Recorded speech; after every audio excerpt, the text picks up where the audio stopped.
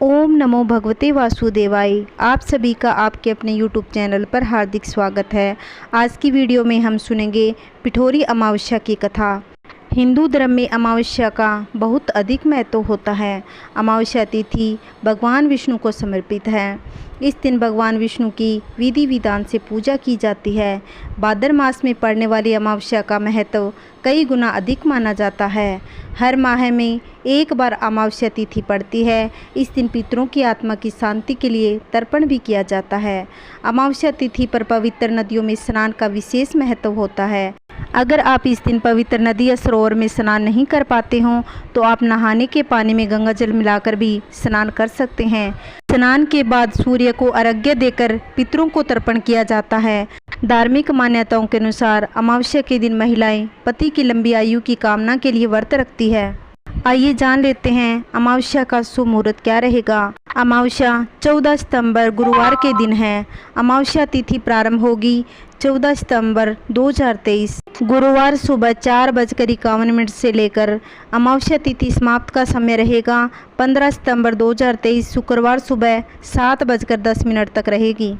इस दिन पितृ संबंधी कार्य करने चाहिए। पितरों के निमित्त तर्पण और दान करें। इस पावन दिन पर भगवान विष्णु की अधिक ध्यान और पूजा करनी चाहिए। अमावस्या की शाम को पीपल के पेड़ के नीचे सरसों का तेल का दिया लगाने और पितरों का स्मरण कर कर शिवजी और शनिदेव की आराधना करने से जीवन में चारों तरफ से लाभ ही लाभ मिलता है। आइए पिठोरी अमावस्या की कथा सुनते हैं।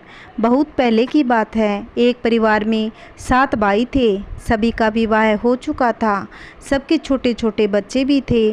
परिवार की सलामती के लिए सातों भाइयों की पत्नी पिठोरी अमावस्या का व्रत रखना चाहती थी। लेकिन जब पहले साल बड़े भाई की पत्नी ने व्रत रखा तो उनके बेटे की मृत्यु हो गई। दूसरे साल फिर एक बेटे की मृत्यु हो गई। 7वें साल भी ऐसा ही हुआ। तब बड़े भाई की पत्नी ने इस बार अपने मृत पुत्र का शव कहीं छिपा दिया। गांव की कुलदेवी माँ उस समय गांव के लोगों की रक्षा के लिए पहरा दे रही थी।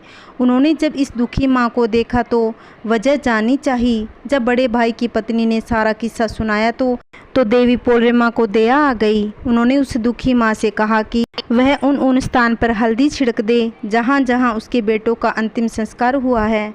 माँ ने ऐसा ही किया। जब वह घर लौटी तो सातों पुत्रों को जीवित देख उसकी खुशी का ठिकाना न रहा। तभी से उस गांव की हर माँ अपने बच्चों की लंबी आयु की कामना के लिए पिठोरी अमावस्या का व्रत रखने लगी। यह व्रत उन सभी महिलाओं को करना चाहिए जिसके संतान न हो। इस दिन प्रातः जल्दी उठकर स्नान करें। यदि संभव हो तो किसी पवित्र नदी में स्नान करें। स्नान के बाद सूर्य भगवान को जल अर्पण करें। अमावस्या को पितरों का दिन कहा जाता है, इसलिए इस दिन पिंडदान और तर्पण भी करें। इसके बाद पूजन हेतु आटे के देवियों 64 प्रतिमा का पिंड बनावें। इस दिन 64 प्रतिमा को एक साथ एक पाटे पर रखें। भगवान को भोग लगाने के लिए आटे से बनने वाले व्यंजन बनाएं। संध्या के समय विधि विधान से देवी की पूजा करें। पूजन के समय देवी की प्रतिमा को सुहाग का सामान चढ़ाएं। पूजन के बाद ब्राह्मणों को भोजन करा के स्वयं भोजन करें। एक समय गरीब बुढ़िया थी। एक दिन उसका लड़का बीमार पड़ गया, परंतु गरीब होने के कारण वह इलाज नहीं करवा पाती। समय पर इलाज न होने की वजह से उसका पुत्र और ज़्यादा बीमार हो गया। बेटे के बारे में सोचती हुई बुढ़िया एक दिन मंदिर में बैठी रो रही थी। उस समय मंदिर के पास से गुजर रही एक दूसरी औरत ने उसके पास जाकर रोने का कारण पूछा तो उसने बताया कि उसका बेटा बीमार है। ऐसे गरीबी के चलते उसका इलाज नहीं हो पा रहा था। तब उस दूसरी बुढ़िया ने उसे सांत्वना देते हुए कहा, तुम चिंता मत करो, तुम्हारा बेटा बिल्कुल ठीक हो जाएगा।